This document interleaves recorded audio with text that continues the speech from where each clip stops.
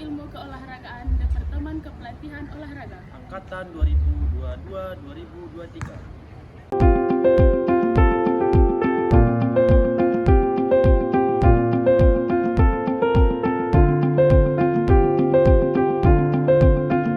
2022-2023. Di sini saya akan menjelaskan tentang pentingnya daya tahan dalam olahraga.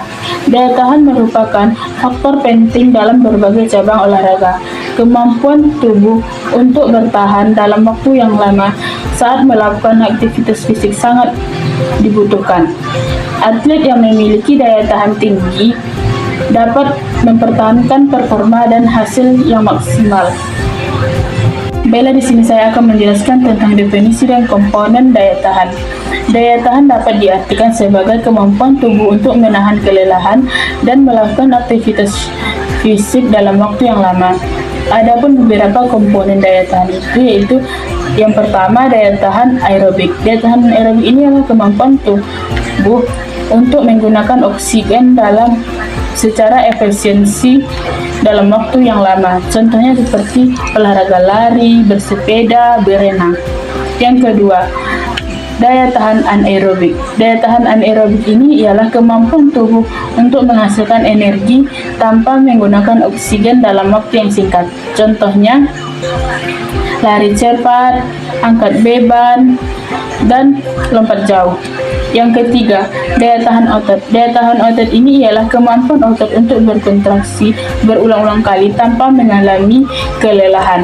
Contohnya seperti push up, sit up, pull up. Metode latihan daya tahan.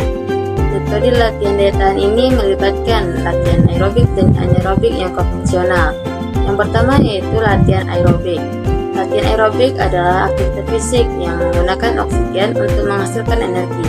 Aktivitas ini dilakukan dengan intensitas sedang hingga tinggi dalam waktu yang lama.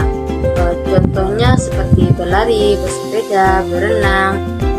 Manfaat latihan aerobik meningkatkan kapasitas paru-paru dan pembakaran kalori. Selanjutnya yaitu latihan anaerobik. Latihan anaerobik adalah aktivitas fisik yang tidak menggunakan oksigen untuk menghasilkan energi, melainkan menggunakan energi yang tersimpan dalam otot. Aktivitas ini dilakukan dengan intensitas tinggi dalam waktu yang singkat. Contohnya yaitu angkat besi, lompat, sprint, dan latihan kekuatan. Metode latihan internasional terkadang tidak cukup efektif untuk meningkatkan daya tahan secara optimal, sehingga keterbatasan adalah kurangnya variasi dan kurangnya penyesuaian terhadap individu. Ada beberapa metode dalam latihan internasional ini. Yang pertama yaitu kurangnya variasi. Latihan tradisional cenderung menonton dan relatif, sehingga dapat menyebabkan kebosanan, penurunan motivasi, dan sebagainya. Selanjutnya, kurangnya penyesuaian. Kurangnya penyesuaian ini, latihan tradisional tidak selalu mempertimbangkan kebutuhan dan karakteristik individu, sehingga memungkinkan tidak efektif untuk seseorang individu yang melakukan latihan. Yang selanjutnya itu berisiko cedera. Latihan internasional yang tidak tepat untuk meningkatkan risiko cedera, terutama jika dilaksanakan tanpa pengawasan profesional. Selanjutnya itu kurangnya fokus. Latihan tradisional sering kali fokus pada aspek-aspek fisik daya tahan seperti efisien energi atau pemulihan otot-otot pada seseorang atlet. Metode latihan daya tahan baru. Metode latihan daya tahan baru berfokus pada peningkatan efisiensi dan efektivitas latihan high intensity international trainings. HIIT yaitu melibatkan latihan intensitas tinggi dalam waktu singkat, diikuti dengan periode istirahat. Dan selanjutnya exercise training melibatkan serangkaian latihan yang dilakukan secara bergantian dengan waktu istirahat yang optimal. Yang selanjutnya ada juga Scoffice merupakan program latihan yang menghubungkan berbagai jenis latihan seperti angkat beban, lari, dan gimnastik. Selanjutnya yaitu Functional training. Functional training berfokus pada latihan yang meniru gerakan seharian sehingga dapat meningkatkan daya tahan kekuatan fungsional. Prinsip-prinsip metode latihan daya tahan baru.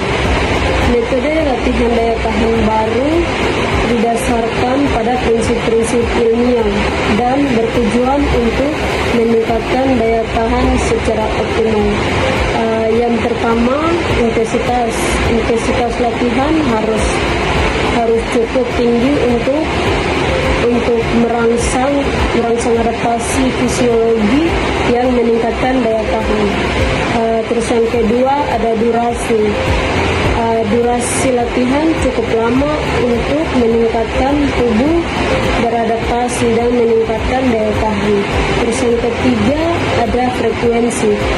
Frekuensi latihan harus cukup sering untuk mempertahankan simulasi yang dibutuhkan untuk meningkatkan daya tahan. Terus yang keempat variasi. Variasi latihan penting untuk mencegah kebosanan dan menjaga motivasi serta untuk merangsang adaptasi yang lebih luas. Terus yang kelima ada progresi.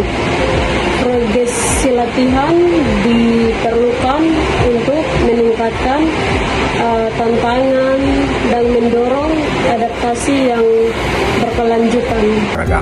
Metode latihan daya tahan baru telah diterapkan dalam berbagai macam cabang olahraga seperti sepak bola, atletik, basket, dan renang.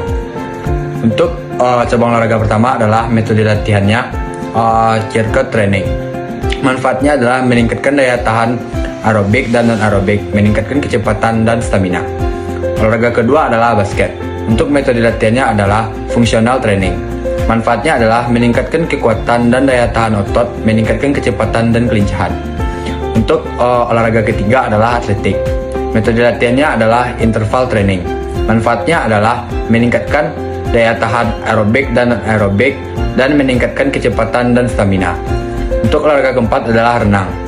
Metode latihannya adalah circuit training. Untuk manfaatnya adalah meningkatkan daya tahan aerobik dan non-aerobik, meningkatkan kecepatan dan stamina. Jadi kesimpulannya adalah pengembangan metode latihan daya tahan baru telah membawa kemajuan signifikan dalam meningkatkan performa atlet. Metode baru ini lebih efisien dan efektif dan aman.